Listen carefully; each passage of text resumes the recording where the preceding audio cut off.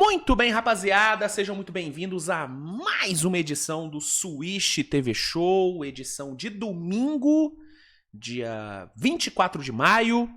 Bora aqui dar aquela repassada nos jogos 3 das finais de conferência, né? Vamos fazer aquele bom e velho recap dos últimos jogos, dos playoffs. Vamos falar sobre a vitória de Oklahoma na sexta-feira. Vitória que colocou o Thunder na frente da série. O Thunder virou para 2-1. E vamos falar sobre a vitória de ontem do Knicks para cima do Cavs, que colocou o Knicks com 3-0 na série, estando agora a uma vitória de voltar às finais, coisa que não acontecia, que não acontece, né, no caso, desde os anos 90, né? Há décadas a gente não tem o Knicks nas finais e, com a vitória de ontem, o Knicks está muito perto, né? Pra não dizer, já tá lá, né? A verdade é que o Knicks já tá nas finais da NBA, gente. A única dúvida que eu tenho sobre essa série Knicks e Cavs é se vai ser varrida.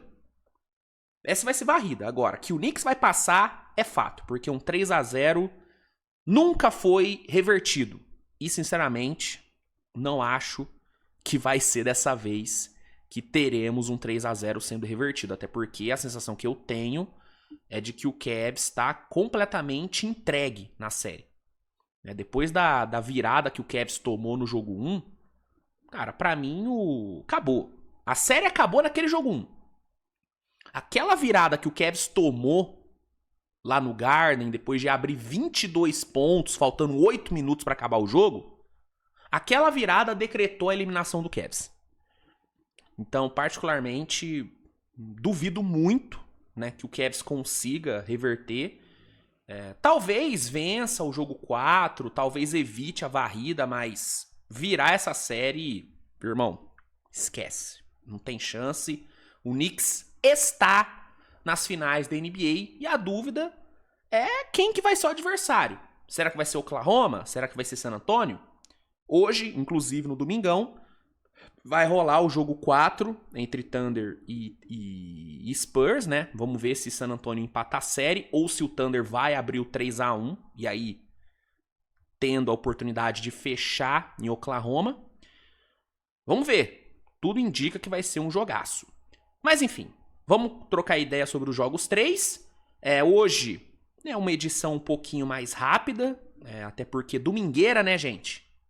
Pô, domingueira, né? Ninguém quer trabalhar no domingo, né? Inclusive eu. Então, vamos tentar matar o leão de hoje o mais rápido possível. Até porque à noite tem pós-jogo de Thunder e Spurs, né? Então, né? Quanto menos eu puder trabalhar durante o dia, nesse domingão, melhor, né? Melhor. Ninguém gosta de trabalhar no domingo, gente. Desculpa. Mesmo eu amando o meu trabalho, e sim, é um trabalho bem mais cômodo do que da maioria, eu tenho noção disso. Domingão, pô! Quero ver um futebol, né? Quero ficar relaxado no sofá. Relaxado no sofá. Quero ficar relaxado no sofá. Tomando um negocinho. Ninguém quer trabalhar. Enfim, galera, vamos aqui matar o leão de hoje. Vamos falar sobre os jogos 3. Antes, só peço para que você deixe seu like, se inscreva no canal, compartilhe o conteúdo. Não se esqueça de dar aquela conferida nas promoções da Centauro, né? Lá na Centauro você encontra as melhores promoções para artigos esportivos. E aí eu tô falando de camisa, tô falando de tênis, de boné, de meia, de cueca, de sunga, de... tudo relacionado a esporte você acha na Centauro. E usando o cupom SWISH10, você garante um desconto de 10% em produtos vendidos e entregues pela querida mamãe Centauro. Então não perca essa oportunidade, vai na Centauro e usa o nosso cupom, que é sucesso. Fechou? Vamos lá, roda a vinheta e aí na volta a gente já começa a falar sobre os jogos 3, começando com o jogo 3 de Thunder e San Antonio. Bora! Beleza, pessoal, deixa eu botar aqui na tela.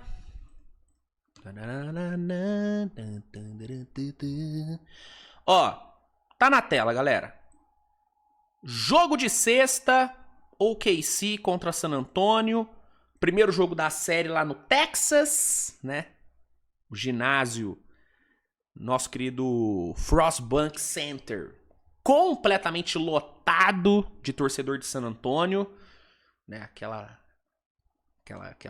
multidão colorida, né, no ginásio, né? Todo mundo usando aquelas camisas ali, né, especiais, que eu particularmente achava muito brega, essas camisas coloridas de San Antonio, mas agora eu até comecei a gostar. Achei legal, admito que eu achei legal. Ginásio lotado, uma expectativa muito alta, até porque os 2 primeiros jogos foram muito bons, né? Primeiro jogo, aquela loucura com 2 prorrogações, com o Ibanema metendo 40-20, os carai. O segundo jogo, um jogo um pouco mais controlado por parte do Thunder, né? O Thunder bastante físico no jogo 2, especialmente, né, o Hartenstein em cima do Embiid, né? Sendo bastante agressivo na marcação em cima do Embiid. Para muitos, até agressivo demais, né? Para outros, uma agressividade que condiz com o playoff, mas aí vai da sua percepção. Thunder ganhou o jogo 2.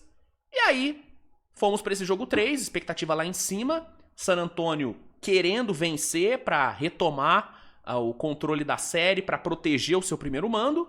E o Thunder tentando, né, retomar o seu mando, roubar o mando de volta e abrir vantagem na série. Quem ganhou? Oklahoma. Oklahoma venceu o jogo 3 por 123-108. Uma grande atuação do Thunder, né? Defensivamente muito bem, né? Depois de um começo bem ruim, né? Onde tomou 15-0 nos primeiros minutos de jogo, o Thunder conseguiu reagir, né? Inclusive reagindo bastante rápido, né? Reagiu no próprio primeiro quarto. Foi pro intervalo já vencendo o jogo e terminou vencendo por 15. Né? Começou perdendo por 15 e terminou vencendo por 15. Né? Uma atuação muito consistente de Oklahoma, né? Depois dos primeiros minutos. Uma atuação incrível do banco. Né? O banco do Thunder, cara, combinou para mais de 70 pontos. É uma coisa absurda. Né? Jared McCain e o Jalen Williams tiveram seus career highs em playoffs. O Jalen Williams, uma atuação maravilhosa, convertendo, acho que foram 5 bolas de 3, se não me engano. Uma coisa bizarra o Jalen Williams. E o McCain jogando pra caralho, passando dos 20 pontos, muito produtivo, atacando o Ibanema sem medo, né? Moleque, porra, muito confiante. Tudo isso aliado a um grande desempenho defensivo. De novo, o Thunder soube limitar bastante o raio de ação do Ibanema, que terminou o jogo com apenas 4 rebotes, o que é muito menos do que ele teve nos primeiros 2 jogos, né? Em ambos ele teve dígitos duplos de rebotes, nesse apenas 4, né? O Thunder conseguiu afastar bem o Ibanema da cesta, conseguiu pressionar bem ele fora do garrafão, e quando ele estava próximo, soube, né, fazer bons box outs, né? Chet, Hartenstein foram muito bem nisso. Thunder que tava sem o J-Dub, né? Importante pontuar. Thunder desfalcado do J-Dub. Inclusive, hoje, no domingo, o Thunder, além do J-Dub, não vai ter também o A.J. Mitchell. Né? Então, 2 jogadores importantíssimos serão desfalques pro Thunder. Mas, mesmo assim, o Thunder não sentiu falta. Até porque o Thunder soube, né? Aprendeu a jogar sem o J-Dub durante a temporada, né? O J-Dub quase não jogou na temporada. O que acabou sendo bom, entre aspas, porque fez o Thunder, né, exatamente aprender a jogar sem ele. Então o Thunder conseguiu não sentir tanta falta assim do J-Dub. Diferente do Spurs, né? O Spurs teve um Harper e um Fox jogando no sacrifício, né? Ambos estavam baleados, né? O Harper com problema no adutor, sofreu esse problema no segundo jogo. E o Fox, claramente, com o tornozelo longe do 100%. Inclusive, ali no terceiro quarto, ele teve um lance ali com o Lu Dort, onde o Dort, né, pulou para tentar pegar a bola, acabou caindo em cima do tornozelo do Fox. Não foi intencional, antes que venham falar que foi intencional, não foi, pelo amor de Deus, né? Porra. Mas acabou caindo em cima do tornozelo do Fox e ele sentiu muita dor. Inclusive, eu tô bem curioso para ver como que ele vai jogar hoje. Se ele vai, né, tá melhor ou se ele ainda vai estar baleado. Porque ele baleado não conseguiu ajudar tanto o Spurs, assim como o Harper também não conseguiu jogar tão bem, né? Então o Spurs sentiu muita falta de um Harper e de um Fox em plena forma física. O Castle, apesar de não ter cometido tantos turnovers como cometeu nos primeiros jogos, né? O Castle que nos primeiros jogos somou mais de 20 turnovers nos primeiros 2 jogos, né? Nesse jogo 3 ele controlou mais os turnovers. Mas ele não conseguiu ser tão efetivo, né? Defensivamente ele até fez um bom trabalho, né? A marcação do Spurs, de novo, foi bem em cima do Shea, mas o Shea soube lidar bem, né? O Shea, mesmo bem marcado, terminou com 26 pontos e com 12 assistências. Uma atuação muito sólida do Shea, gerando muito jogo, gerando muitos arremessos limpos. Arremessos limpos que foram bem aproveitados pelo Thunder, né? O Thunder conseguiu uma conversão muito boa ali no perímetro, castigou as dobras que o Spurs mandou. Inclusive, um número interessante dessa série, na verdade não só dessa série, mas dos playoffs, né? Nesse playoff, o Shea foi dobrado, até o momento, 199 vezes. Em 3 séries, ele foi dobrado em 199 vezes. Ele tá gerando, em média, 1,22 pontos por meio de dobras. É o maior número de pontos por dobras de um armador na década, tá? E é o maior número geral de qualquer jogador desde o LeBron na temporada 19-20. Então, o Shea, cara, ele tá tendo um desempenho contra dobras excepcional. Excepcional, sabe? E aí, ele coloca San Antonio numa posição difícil. Porque se San Antonio continuar com essa estratégia de dobrar em cima dele, tá claro que ele vai conseguir gerar muito arremesso limpo pro Thunder. Se dobrar, ele vai dar 13, 12 assistências todo jogo. Se não dobrar, vai acontecer o que aconteceu no jogo 2. Ele metendo 30 pontos. Então, a forma como o Shea tem lidado bem com dobras nesse playoff, cara, é uma notícia maravilhosa pro Thunder. Porque realmente deixa a defesa adversária no famoso mato sem cachorro. Porque o que vai fazer pra parar o Shea? Se for marcar individual ele o jogo inteiro, é 30 pontos na cabeça. Porque ele vai dar um jeito de meter 30 pontos. Se marcar ele na individual. Se dobrar, ele vai dar mais de 10 assistências toda hora. E o Thunder, por estar com uma conversão muito boa no perímetro, vai castigar. Então, é uma situação complicada para a defesa de San Antonio. O Castle vem marcando bem o Shea na individual, mas também tá sofrendo em alguns momentos. E nesse jogo 3, apesar dele ter ido bem na defesa, ele foi muito pouco efetivo no ataque. Né? Tirando ali os lances livres que ele cobrou ali no segundo tempo, que foram muitos, né? Principalmente ali no terceiro quarto, onde a arbitragem, né, distribuiu o lance livre para todo mundo. Eu não tô falando nem que distribuiu só pro Castle, né? Não é isso não. O Thunder também cobrou muito lance livre no terceiro quarto. O terceiro quarto foi insuportável de assistir. Toda hora o jogo parando, toda hora faltinha besta marcada. Claro, teve ali algumas faltinhas mais duras, né? Como a falta do AJ em cima do Castle, que acabou rendendo uma flagrante 1 pro AJ. Mas outras faltas, cara, muito bobinhas, né? E aí o Castle pontuou bastante por conta desses lances livres que ele cobrou no terceiro quarto. Mas se você tirar os lances livres do Castle, cara, ele produziu quase nada no ataque, né? Então, a ausência de um Fox e de um Harper bem foi bastante sentida, né? E aí foi um jogo muito bom pro Thunder, venceu, abriu vantagem na série, 2-1, e hoje vai ter oportunidade de abrir o 3-1. San Antonio tem condições de empatar a série? Obviamente, joga em casa, é um puta de um time, mas tem bastante coisa pra corrigir, né? O Embiid, ele tem que ser melhor do que ele foi nos últimos 2 jogos, tá? Tem que ser mais agressivo, tem que atacar mais o Thunder. Ah, mas a marcação tá física. Foda-se, irmão. Tu tem 2,30 de altura. Você tem que, né? O Embiid tem que se impor mais no jogo, na minha opinião. O Spurs tem que controlar melhor os turnovers, né? Mesmo cometendo menos turnovers no jogo 3 em relação aos outros 2 jogos, ainda foram 15 turnovers cometidos. Em 3 jogos, San Antonio soma 59 turnovers, cara. 59. O Spurs não tinha 3 jogos seguidos com mais de 15 turnovers desde 14 de novembro. Entendeu? O Thunder tá deixando esse ataque de San Antonio muito desconfortável. E tá capitalizando. O Thunder tá somando em média 25 pontos por jogo vindos dos erros de San Antonio. Enquanto San Antonio tá com só 14. Então, a batalha dos turnovers ela tá muito favorável para o OKC. San Antonio tem que melhorar isso. E San Antonio tem que dar um jeito de limitar mais o jogo do Shai, porque não tá dando. Só que a dúvida é o como vai limitar. Vai parar de dobrar? Vai mandar mais individual? Difícil. San Antonio tá numa situação onde tem que responder.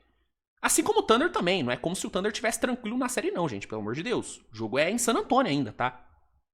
O jogo é em San Antonio. Eles ainda têm um Ibanyama, que é um puta de um problema. Mas, pelo que o time apresentou nos últimos 2 jogos, o Thunder me parece mais no controle da situação. Neste momento. Vamos ver como é que vai ser no jogo de hoje. Então, basicamente, sobre esse jogo 3, foi isso. Indo agora pro jogo de ontem, entre Knicks e Cavs, aqui, cara, sendo bem sincero, não tem muito o que falar não, cara. Foi uma vitória dominante do Knicks. O Cavs até teve alguns momentinhos bons no jogo, né? O segundo quarto do Cavs foi até bom. Foi onde o Cavs, inclusive, chegou a empatar o jogo. Mas, no geral, cara, uma atuação muito tranquila do Knicks, né? Um segundo tempo muito bem controlado. E uma vitória mais do que merecida, 121-108, o Knicks abre 3-0. E, como eu já falei antes, o Knicks tá... Não é que tá com um pé nas finais, o Knicks tá com um pé e, irmão, tá com um pé, 2 braços e 2 mãos nas finais. Falta só mais um pezinho. Essa série já tá terminada, gente. Essa série já tá encerrada. Eu não consigo ver nenhum cenário onde o Cavs reverta essa série. Tecnicamente e mentalmente, o Knicks tá muito superior ao Cavs. Muito superior, né? O Knicks hoje, gente, é um time, assim, que tem que ser muito respeitado. Eu sei que a visão geral é de que o time que passar da final do Oeste vai ser o campeão, né? A visão geral é essa. A visão geral é de que ou o Spurs ou o Thunder, independente de quem passar, vai ser o campeão. A visão geral é essa. Eu entendo essa visão, até porque a Conferência Oeste é sim mais forte do que a do Leste. É fato. Mas, cara, descartar esse Knicks pra mim é um puta de um erro. Sim, eu até acho que Spurs ou Thunder, quem passar é o favorito nas finais. Eu até acho isso. Mas achar que vai ser baba, achar que vai ser fácil, achar que o Knicks não vai ter condições de brigar, pra mim é um puto equívoco. Até porque a gente tá falando de um Knicks que não perde um jogo de basquete há mais de um mês. É um time que vem de 10 vitórias seguidas. Inclusive, alguns números dessa sequência de 10 vitórias. Nessa sequência de 10 vitórias, o Knicks tem o melhor effect field goal da história, né? 61,8%. O maior true shooting da história, 64,7%. E o segundo maior field goal da história, né? Considerando, né, esse recorte de 10 jogos em playoffs, né? Nesses 10 jogos que o Knicks não perdeu, o Knicks tem um saldo de 225 pontos. Ou seja, se você somar o placar de todos esses 10 jogos, o Knicks tem um saldo positivo de 225. É o maior número, é o maior saldo da história da NBA dentro desse recorte. Entendeu? É um absurdo, cara. O Knicks tá entre os 3, 6, 7... Entre os 9 times... Entre os únicos 10 times a vencer 10 jogos seguidos num playoff. E você quer uma curiosidade? Dos 10, 4 foram campeões, né? O Spurs de 99, o Lakers de 2001, o Warriors de 17 e o Celtics de 24. Será que vai se repetir? Não sei, mas tem chance. Né? Até porque o coletivo do Knicks tá muito bom, mas o individual também. Não é que é um time só coletivo, não. As individualidades estão ali. Você tem um Anunoby que tá tendo uma eficiência nesse playoff de 73,9%.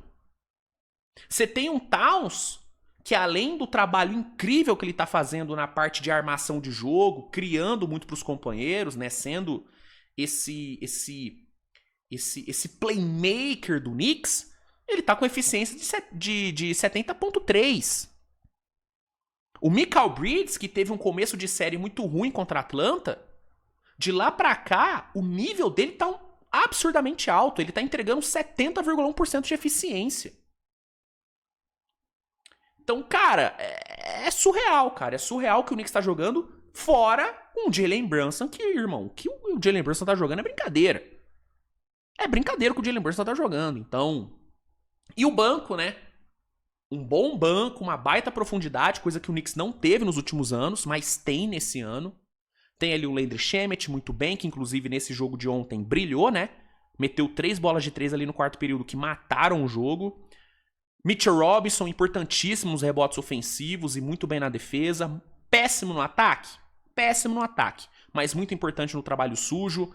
Jordan Clarkson, que vem sendo bem menos peladeiro do que foi nos últimos anos. Então, McBride, que é um jogador que eu gosto muito, acho que ele é um baita de um conector. Ah, eu falei dos caras, esqueci de falar do Josh Hart, que é uma peça fundamental nessa engrenagem do Knicks, né? O cara que faz o trabalho sujo, o cara que preenche todas as stat lines, então... É um time muito azeitado, cara. É um time muito azeitado e que vai chegar nas finais com chance de ser campeão, sim. Vai ser o favorito contra San Antonio ou contra o Thunder? Não, mas vai ter chance. Vai ter muita chance, tá? Então, é um timaço, o Knicks é bom pra caralho. E o Cavs, velho, é um time que, assim... A real é que... É um time que falta muito, cara, assim. Apesar de ser um time muito talentoso, né? Com um quinteto muito talentoso... Cara, falta casca pra esse time, cara. Por mais experientes que Harden e Mitchell sejam em playoffs... Inclusive 2 jogadores que nunca ficaram fora de playoffs, né? Cara... Eles sentem muito a pós-temporada, mano. Você vê o semblante dos dois no jogo de ontem.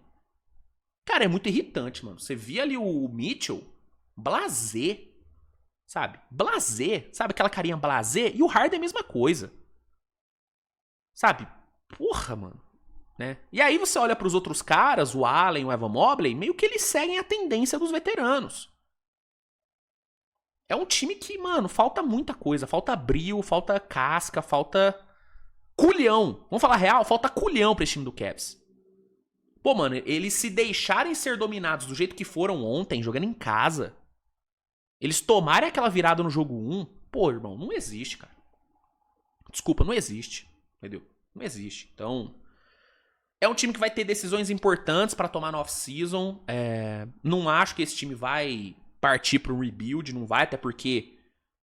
sendo varrido ou não nas finais de conferência, sendo dominado ou não, o time chegou na final de conferência. Então, é um resultado bom, né?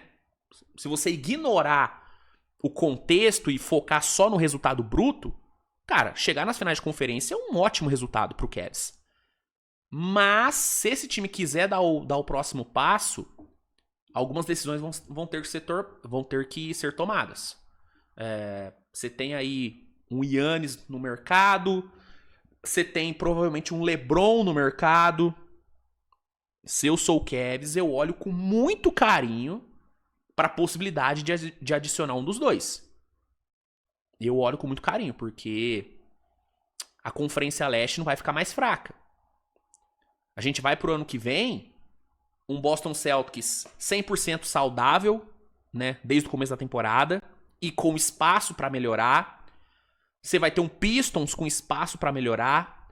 Você vai ter o Raptors mais experiente, um Hornets mais experiente, um Magic com um novo técnico, que pode extrair bem mais do que o Mosley extraiu desse time nos últimos anos.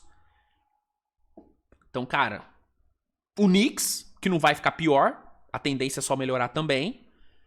Então, cara, o Cavs vai ter que dar um tiro, né, mais ousado. E eu acho que um Giannis, um LeBron pode ser um tiro desse. Agora é ver do que o Cavs estaria disposto a abrir mão para ter um desses caras. A informação que tem é que o Cavs chegou a sondar o Giannis na deadline, mas acabou desistindo porque o Bucks pediu o Mobley. Sim, eu adoro o Mobley, apesar de eu ter várias críticas à falta de evolução dele na parte ofensiva. E, cara, ele é um jogador muito bom, é um defensor muito bom, foi DPOY ano passado, mas... Ô, bicho, você não pegar um Giannis por não querer envolver o Mobley é duro, hein? É duro, entendeu? Eu avaliaria com carinho essa possibilidade, se fosse o Cavs, sendo bem sincero, né?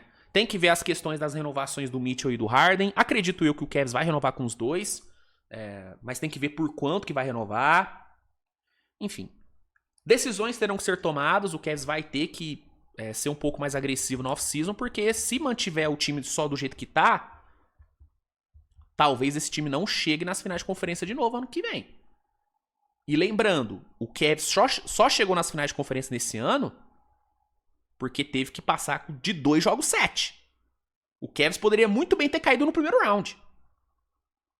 Então, vamos ver. Vamos ver o que o Cavs vai fazer e vamos ver, né, se o Knicks vai varrer essa brincadeira ou se vai deixar pra fechar em casa na próxima quarta-feira, né? Quarta-feira? Quarta-feira. Vamos ver. Pessoal, sobre os jogos é isso, tá? Basicamente isso, né? Menos de meia hora, hein? Olha aí, cara, deu pra matar rápido o programa hoje. Galera, a gente se vê mais tarde, né? À noite eu venho pra falar sobre o jogo 3 o jogo 4, né? Entre Thunder e Spurs, né? Então a gente se vê mais tarde. Obrigado a todos pela audiência, tamo junto, grande abraço, um grande beijo e valeu, galera. Tchau!